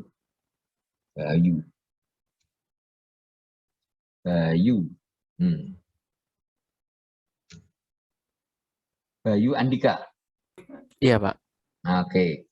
Kalau transpirasinya rendah, tapi respirasinya tinggi apa rendah, Le? Respirasinya kayaknya tetap rendah ya, Pak. Ya, rendah. Mengapa rendah? Karena ini apa? Ayo dijawab dari reaksi kimianya tadi. Oh iya, Pak. Ojo ngarang koyo Yusuf pernah ngarang. Ya, Pak. Kan kalau berdasarkan reaksinya tadi itu kan respirasi kan menghasilkan air sama CO2 kan, Pak, sama energi. Nah, itu kan berarti anggap aja produknya itu kan sudah banyak airnya itu. Nah, Ya. karena airnya banyak itu jadinya respirasinya jadi lambat. Ya, uap air ya. Relative humidity. Oke, temperatur semakin tinggi pula transpirasinya. Pergerakan udara. Nah, jelas itu meningkatkan transpirasi karena akan menguapkan air yang berada di sekitar permukaan sayur atau buah. Altitude. Semakin tinggi altitude, ya, jadi altitude itu ketinggian dari permukaan laut. Ya. Transpirasi di Semarang dengan transpirasi di Bukit Tinggi, namanya aja Bukit Tinggi itu ya. Maka mana yang lebih tinggi? Di Semarang apa Bukit Tinggi? Bukit Tinggi ya, Pak. Transpirasinya lebih tinggi yang mana? Bukit Tinggi. Oh iya, lebih tinggi di Semarang. Semarang, Pak, balik. Ya. Mengapa? Karena semakin tinggi lokasinya dari permukaan laut, maka kerapatan udaranya semakin rendah. Ya. Jadi kemampuan untuk menangkap air juga semakin berkurang. Kemudian barier-barier fisik, misalnya kontak dengan produk yang dihasilkan dari transpirasi. Jadi misalnya tadi dikurangi uap air yang berada di sekitar, maka kalau uap airnya tinggi ya dia pasti akan rendah. Oke, kita tinggalkan transpirasi, kita masuk etilen. Ya, etilen itu gaseus, terkenalnya adalah gaseous hormone, hormon yang berupa gas.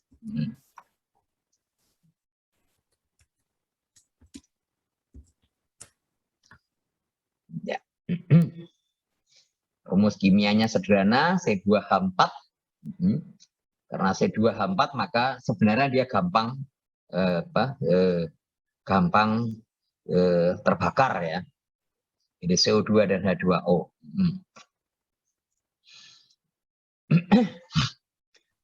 Buah-buah klimakterik umumnya sensitif terhadap produksi etilen. Jadi ini akan dengan sendirinya akan terbentuk ketika kadar CO2 mencapai jumlah tertentu. Jadi kalau CO2 di sekitar buah ini selalu rendah, maka etilen akan semakin rendah. Dan bila etilen tinggi, maka ya ini kayak tarik-menarik gitu. Jadi CO2-nya tinggi, maka akan menghasilkan etilen. Begitu etilen tinggi, maka akan memacu respirasi berikutnya untuk menghasilkan CO2 yang tinggi juga. Jadi mengapa buah yang mature, misalnya satu keranjang buah mature, ditempatkan satu saja buah yang sudah ripe, maka akan lebih cepat ripe buah satu keranjang itu. Mengapa demikian? Ya karena buah yang ripe ini akan menghasilkan CO2 dengan jumlah tertentu dan akan memacu munculnya etilen. Dan munculnya etilen ini akan memacu buah-buah lain yang masih mature untuk segera berespirasi, menghasilkan CO2. Kemudian bagaimana dengan buah yang sudah overripe? Buah itu malah etilennya lebih tinggi lagi. Jadi malah dia akan lebih cepat masak. Sehingga kalau di salah satu manajemen penyimpanan buah itu harus telaten ini menyimpan itu jangan sampai bertumpuk-tumpuk begitu, nanti sulit memantaunya. Karena bila ada satu saja buah yang sudah mulai membusuk harus segera dibuang. Karena kalau tidak dia akan mempercepat proses pembusukan buah yang lain yang masih segar. Jadi kalau disimpan pada tingkat kematangan yang sama ya proses pemasakannya, ripeningnya akan lambat. Tapi kalau ada satu saja yang sudah masak, ya akan lebih cepat masak.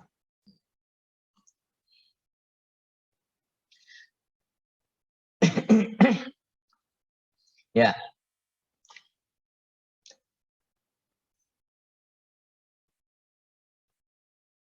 bukan no saja, non klimakterik kudu niki non ya, bukan no, tambahi n ya.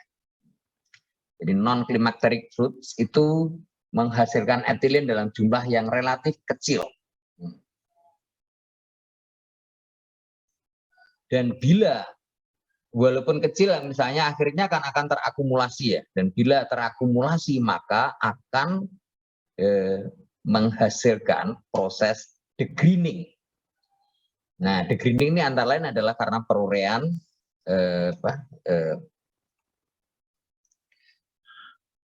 pengatur warna biru itu apa? Pengatur warna biru itu apa? Warna hijau itu apa?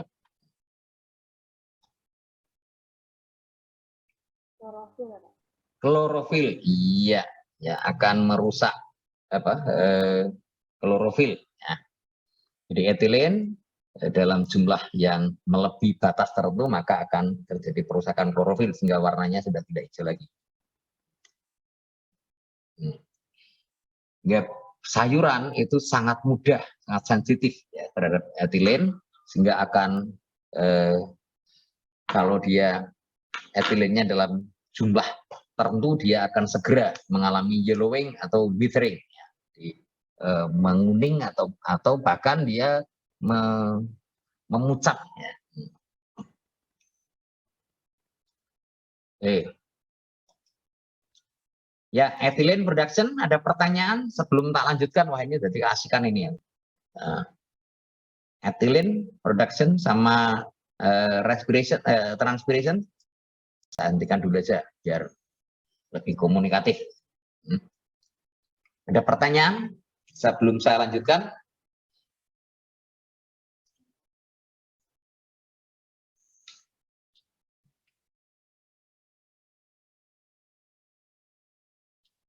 Pak, saya ingin bertanya. Iya, silakan Dibura. Jadi tadi setangkap saya, proses respirasi itu terjadi ketika buah itu semakin mendekati kematangan, right? Nah, kemudian di sini kan dikatakan bahwa buah yang non klimaterik itu menghasilkan etilena sedikit gitu. Berarti kan buah yang non klimaterik itu dipanen ketika dia sudah matang, sudah ripe gitu. Jadi buah itu tidak lagi menghasilkan CO2 Pak, kok dikatakannya menghasilkan sedikit etilena, padahal kalau CO2-nya kalau udah matang berarti kan respirasinya semakin cepat gitu. Berarti CO2-nya semakin banyak, bukannya harusnya etilenanya semakin banyak. Aku coba diulang lagi pertanyaannya.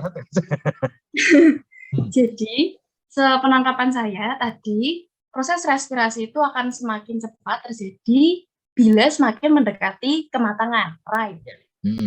Nah, berarti kalau buah yang matang, berarti respirasinya besar gitu. Dalam arti berarti menghasilkan CO2 yang besar. Nah, terus kan buah non klimaterik dikatakan sebagai buah yang dipanen ketika dia udah matang. Berarti anggapannya kalau dia dipanen waktu udah matang, berarti respirasinya udah terjadi secara cepat, berarti dia menghasilkan banyak CO2 gitu. Nah, kalau menghasilkan banyak CO2 dikatakan menghasilkan etilena banyak juga gitu, karena kalau CO2 terbentuk itu memicu pembentukan etilena gitu. Nah, kemudian saya bingung, kok di PPT terakhir non klimaterik, buah non klimaterik itu menghasilkan sedikit etilena gitu sih Pak. Iya, karena CO2-nya buah non klimaterik juga kecil. Oh. Jadi sekalipun dia matang, dia CO2-nya juga kecil. Yang terkait grafik itu ya Pak ya? Oh iya. Ya, terima kasih Pak. Yuk, pertanyaan yang bagus. Oke, ada pertanyaan lagi?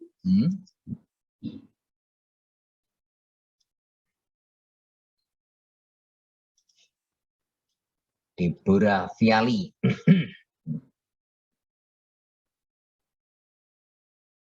Ada pertanyaan lagi? Siang Pak, saya mau bertanya. Silakan. Itu kenapa satuannya respirasi bisa begitu Pak? Bisa tolong dijelaskan? Satuannya respirasi. Ya. Yang mana slide nomor berapa tuh? Yang tadi di grafik Pak. Di grafik. Grafik itu di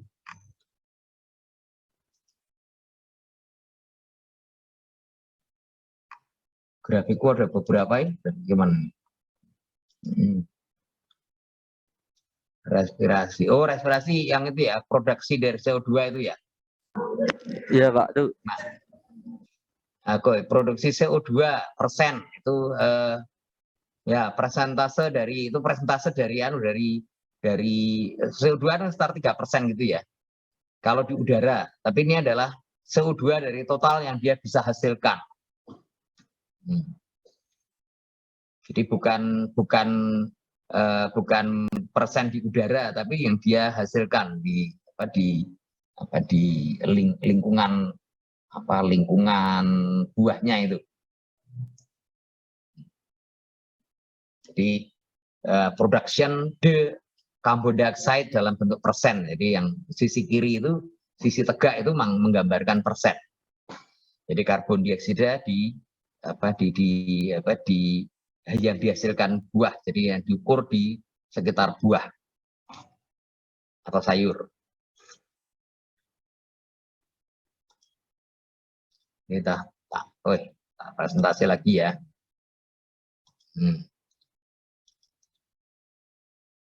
Ini ya, ini yang dimaksud ini kan yang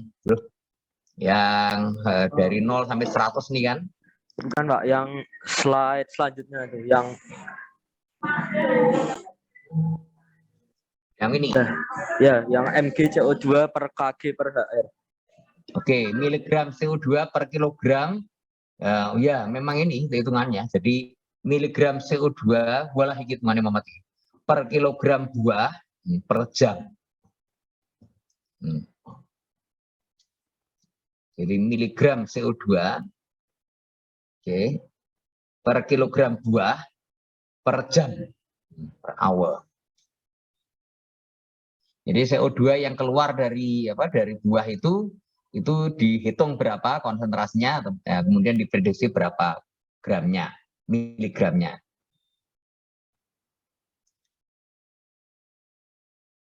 Selama 1 jam.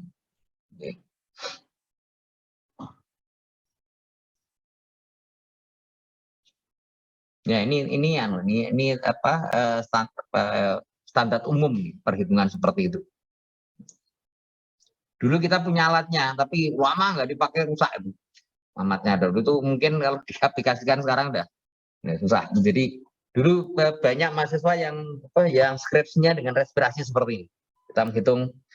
Jadi memang harus pada ukuran tertentu dengan sisa ruang tertentu. Nah itu sisa ruang ini yang kita biarkan dulu selama berapa menit untuk menstabilkan ya, dimulainya dari awal. Nah itu untuk menentukan berapa miligram yang dihasilkan, CO2 yang dihasilkan. Oke, pertanyaan yang bagus. Jadi ini satuannya memang seperti ini. Siapa tadi yang nanya? Apa Pak? Luis. Apa? Luis juga ada. Namanya ada. Inocencio Luis. Apa? Inocencio Luis Pak.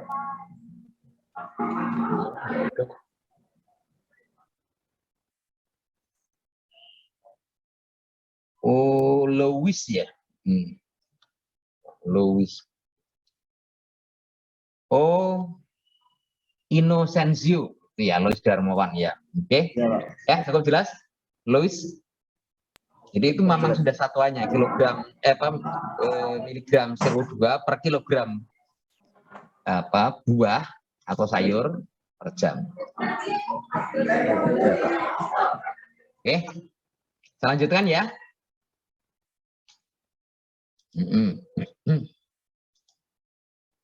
Nanti tinggal 15 menit padahal ini aku menyiapkan studi kasus ya. Transpirasi. Nah, ripening. Oke, proses ripening itu proses fisiologis yang terjadi secara seluler. Jadi jelas tandanya adalah ketika semua karbohidrat suku tinggi sudah berubah menjadi suku rendah. Jadi entah itu sukrosa, entah itu glukosa, entah itu galaktosa ya, tergantung dari buahnya. Oke, nah sukrosa sih relatif kecil lah, nggak banyak yang menghasilkan sukrosa. Entah itu pokoknya karbohidrat cukup rendah, entah itu monomer maupun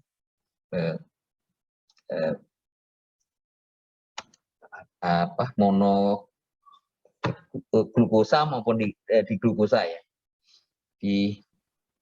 Tergantung dari buahnya. Kalau rasanya manis sekali berarti dia itu terpecahnya menjadi lebih kecil. Nah, ini nanti biar urusannya dengan si Irin nanti ya. Wah ini kalau yang buah seperti itu tuh nggak baik untuk kesehatan atau apa nanti ya. Ya, proses ripening after finishing anabolic proses, a series of catabolic reaction start dan itu jadi ketika proses anabolisme selesai ya, jadi perubahan dari karbohidrat cukup tinggi menjadi cukup rendah. Jadi cukup rendahnya tadi apakah itu karbon tunggal maupun ganda ya, atau dia senyawa tunggal atau senyawa ganda ya, tergantung dari buah maupun sayurnya. Maka proses katalitik berlangsung dan proses ini diwarnai dengan pertama adalah degradasi klorofil, kemudian munculnya aroma. Aroma nanti kita pelajari sendiri. Jadi aroma itu prinsipnya hanya beberapa aja yang mengatur. Dan dari beberapa komposisi ini menghasilkan aroma yang berbeda. Nah ini kalau kalian nanti ambil mata kuliah pilihan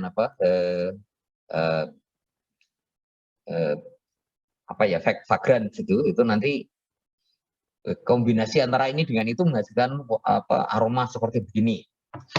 Wah, ambune ra enak, tambah ambune ra enak, kok malah jadi enak seperti itu ya. Kemudian perubahan organelles, jadi beberapa bagian akan mengalami perubahan fungsi dan akhirnya senescence atau kolaps atau rusak. Peran dari pasca panen hanya delay, menghambat selama mungkin dan menghambat senescence. Senescence itu terurainya. Jadi bahasa kasarnya itu adalah ketika senescence berarti itu jatuh. Jadi terjadi disintegrasi. Nah, ciri dari suatu disintegrasi itu rasanya misalnya itu kalau masam, itu masamnya sudah bukan masam-masam sedap, tapi masamnya sudah terdiri dari beberapa asam yang semula adalah suatu asam, memang berbagai macam asam, tapi menghasilkan cita rasa tersendiri. Tapi ketika dia sudah senescence, maka asamnya itu rasanya sudah terasa masing-masing, palmita terasa, palgina terasa, jadi rasanya ada beda. Jadi itu petanda bahwa dia sudah mengalami kerusakan. Jadi proses ripening itu diawali dengan proses fisiologis secara seluler, itu perubahan karbohidrat suhu tinggi menjadi yang lebih sederhana.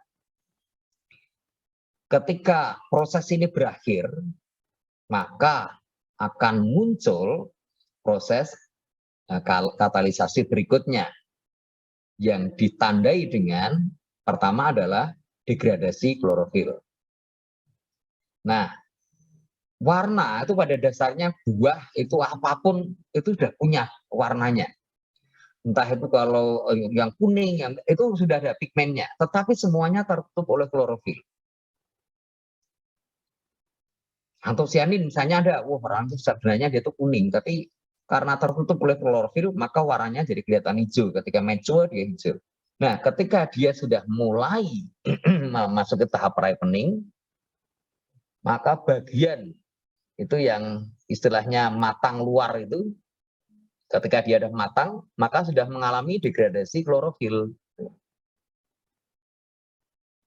Nah, bagaimana dengan istilahnya kalau matang hati, matang hati? Aduh, apa itu kalau bahasa Indonesianya apa? Jadi kalau kita memotong buah mangga misalnya, itu yang bagian luar masih kuning, tapi yang dekat dengan bijinya itu sudah merah. Itu namanya matang hati, matang hati. Nggak sama sebenarnya. Jadi sebelum sampai totally ripe, Jadi ketika dia proses perurean itu selesai, maka itu berarti proses anabolisme sudah selesai, maka dia akan memasuki tahap katabolisme. Jadi ketika sudah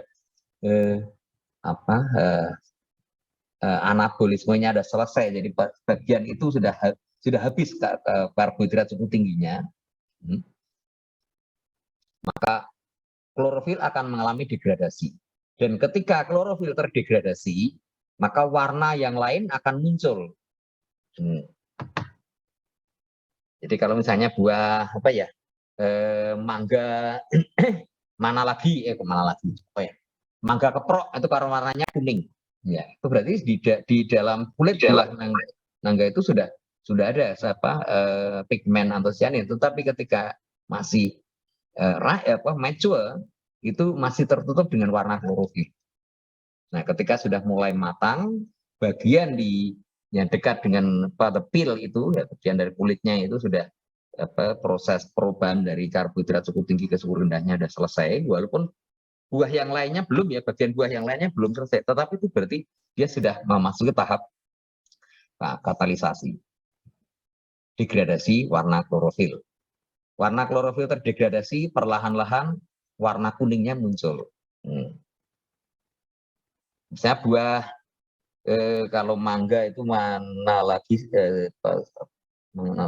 yang mangga keungu-unguan, mangga Indramayu kan agak keunguan. Oh, berarti dia tidak hanya dia tidak antosianin, tetapi apa tuh warna ungu apa?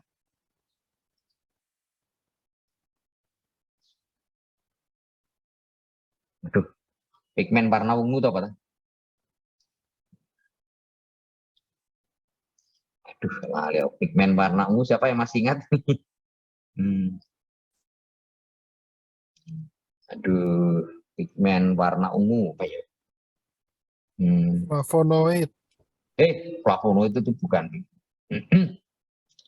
Antosianin. Aduh, antosianin kuning ya.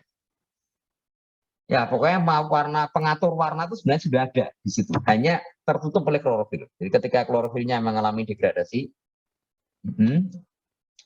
maka baru terlihat. Duh, aku jadi lupa gini ketularan Albert ini ya.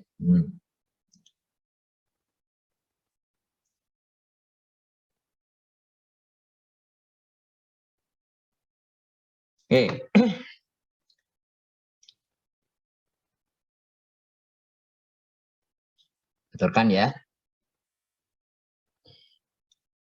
Ripening proses, loss. Jadi kehilangan klorofil. Jadi sebenarnya bukan hilang ya, hanya terdegradasi aja. Jadi secara kimia sebenarnya hanya perubahan dari Fe+3 menjadi Fe+2. Jadi sebenarnya itu ada proses oksidasi juga. Ya. Jadi dari Fe+3 yang warnanya hijau itu menjadi Fe+2. Alah. Warna karotin maupun antosianin ya, itu yang semula itu sudah ada tetapi tertutup oleh klorofil, maka akan muncul. Starch conversion to sugar, karena sudah terkonversi maka respirasi berlangsung.